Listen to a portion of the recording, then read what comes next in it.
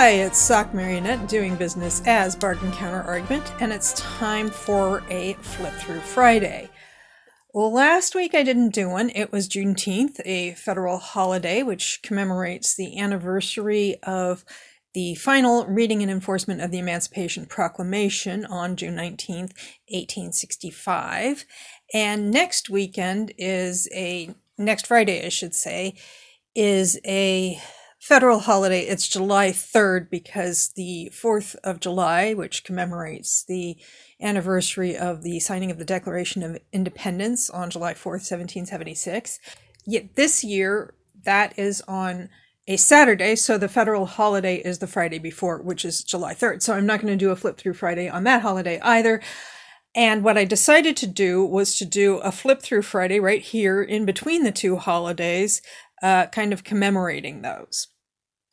So I'm going to be looking at this book called The Timetables of History. See if we can get this completely in frame. A horizontal linkage of people and events by Bernard Grün, based on Werner Stein's Kulturfahrplan, Who Did What Concurrently Through the Ages of Man in History, Politics, Literature and Theater, Religion, Philosophy, Visual Arts, Music, Science and Technology, and Daily Life. This was originally published in 1944 in Germany, and it eventually came to the United States in the late 60s. It took some time to get it all sorted out, and apparently Werner Stein had already died by that point. So anyway, the foreword is by Daniel J. Boorstin, who I believe was the Librarian of Congress for a while. He's an historian. I think he may no longer be with us. And I remember that I think it was my 11th grade history textbook was written by him. So yeah, he was kind of a big deal for a while in the late 20th century. So as you can see here, what we have is in a Fahrplan. Kulturfahrplan means cultural schedule, or a Fahrplan is a timetable. It's specifically a Fahrplan is a timetable for trains and buses.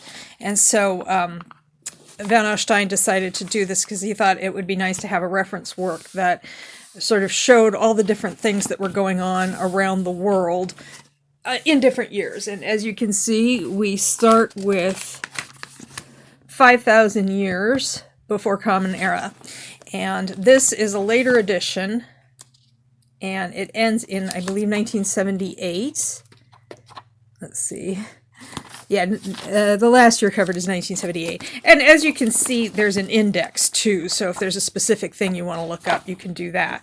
But here's the way it's laid out. And I opened it to this page in the Dark Ages, where you can see there's not a whole lot going on. You have these whole decades where just not much is going on. You know. So, Dark Ages for you. But I thought what I would do today is focus on 1865, so because of Juneteenth, June 19th, 1865, and then go to 1776.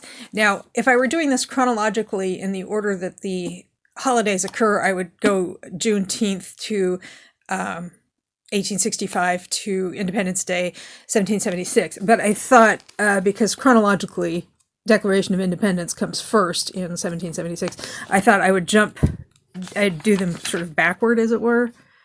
Backward in one way, forward in another. So as you can see, here we have 1775. It's kind of interesting, if you really want to do a deep dive, it's kind of interesting to see what was happening around the world in the years leading up to the Declaration of Independence. And then here we have 1776, which awkwardly for my filming setup is in the middle of the page. So let's see. I said middle of the page. It's actually at the top of the page, so it's kind of hard to... So as you can see here, it talks about the Declaration of Independence and all of this stuff having to do with the Revolutionary War. But we also have the Treaty of Copenhagen between Russia and Denmark. A man named Jacques Necker was made Minister of Finance in France. Queen Louise of Prussia was born, and she They also say she died in 1810, so she died pretty young, only like 34. Unification of Portuguese administration in South America with Rio de Janeiro as its capital. That's kind of important for South American history, colonial history. Potemkin organizes the Russian Black Sea Fleet. And then coming over here, somebody wrote Antigone. Renaming of the Burgtheater in Vienna became the National Theater. Goethe wrote Stella. And here we have the origin of the term Sturm und Drang. He wrote, F.M. von Klingel wrote Sturm und Drang, a drama which gave the movement its name, Storm and Stress. I'm not even sure if you can see these very well. So, Edward Gibbon started publishing The Decline and Fall of the Roman Empire. I thought it was later than that. David Hume was born. Adam Smith published An Inquiry into the Nature and Causes of the Wealth of Nations. That is a seminal work in the formation of economics as a study, an academic and practical study. And I think I knew that it was the same year as the Declaration of Independence, but I have a tendency to forget that. Fragonard painted The Washerwoman, and we have the Hafner, Serenade in D major by Mozart, came out, was first performed, I guess. Oh, and then Science, Technology, and Growth. We have Cook's third voyage to the Pacific. So, yeah, we have exploration is continuing and colonization. And then the U.S. Congress institutes a national lottery, and the St. Leger horse race at Doncaster started, and military ski competitions in Norway. So yeah, at least according to the selections that were made for this book, apparently, there was stuff going on during 1776, but as you can see, the most ink is given to the Revolutionary War, understandably. Let's see, 1865 is the next one for Juneteenth. Now, this book doesn't commemorate Juneteenth, but it discusses the end of the American Civil War. So we have some of the events. Let's see if I can, there we go. We have some of the events leading up to the surrender. The assassination of Lincoln, the imprisonment of Jefferson Davis, the official end of the U.S. Civil War. Now their May 26th last surrender of Confederate Army at Shreveport, Louisiana. Of course, it was another 3 weeks or so before we get June 19th, which I believe was in Galveston. Bismarck and Napoleon III met in Biarritz. This is like important European diplomacy. The death of a former prime minister, the death of King Leopold. And then here, right away, we have the 13th Amendment to the U.S. Constitution abolishing slavery. Wellington becomes the capital of New Zealand, so colonialism is proceeding apace. The birth of Warren Harding, who died in 1923. I didn't realize he was that old. And the birth of King George V, who died in 1936. And birth of Ludendorff. And then there was a outbreak of a war that lasted about a year or so between the Boers of Orange Free State and Basutos. And let's see, literature, various things, including some classic American stuff like sayings by Josh Billings. Alice's Adventures in Wonderland. And, this is fun. The Celebrated Jumping Frog of Calaveras County, short story by Mark Twain. I used to live near Calaveras County. I live like one county north in Amador. And Calaveras, for their county fair, they had a jumping frog race, where the frogs, people would like pay money to buy a frog, to back a frog. And the frogs would have little numbers, and then whoever won the race would get like a door prize. It was to raise money for the county, I think. Some kind of charitable enterprise. It wasn't a profit-making venture. Then over here, we have the foundation of Purdue, Cornell, University of Maine, and University of Kentucky. J.S. Mill, Auguste Comte, and Positivism. For some reason, I always think of J.S. Mill as being older than this. And then visual arts, Doré, illustrations to the Bible. Those are really nice if you want to look them up. And Winslow Homer. Yale University opens the first Department of Fine Arts in the U.S. Go Eli.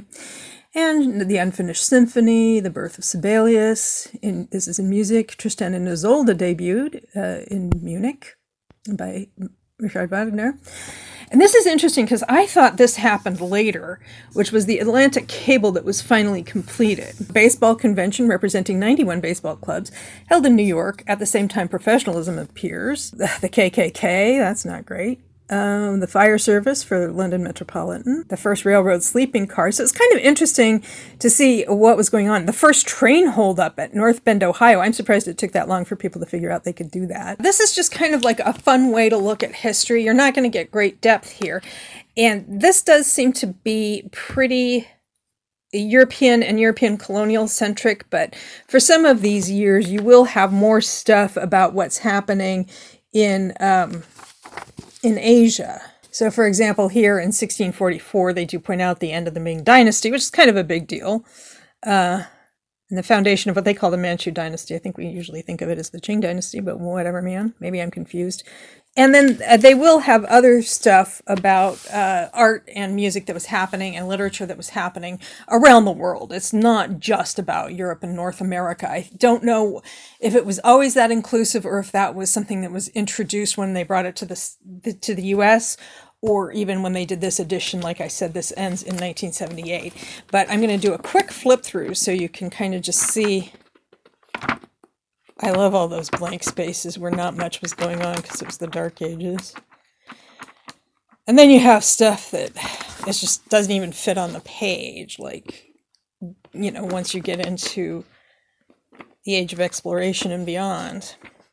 Anyway, so that's kind of a fun way to look at history, and I thought it would be kind of cool to look at what was going on around the world in 1776 and 1865. I will be back with more visual type Flip Through Fridays a week after next, because like I said, I'm taking the day off for July 3rd.